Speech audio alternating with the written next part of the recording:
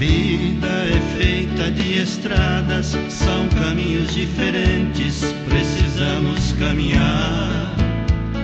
Às vezes nas curvas do destino, precisamos de um amigo que possamos confiar.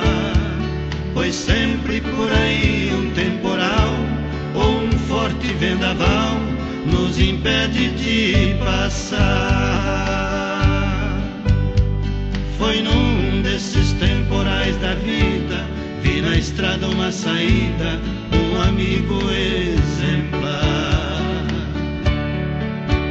Este amigo que estamos referindo chegou igual uma estrela enviada lá do céu,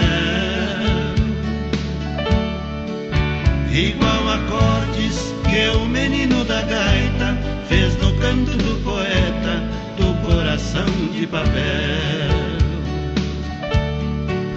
É um grande amigo no amor e na grandeza, o seu voto de certeza me deu mais inspiração. Deus te proteja e te livre do perigo, estarei sempre contigo, meu amigo meu.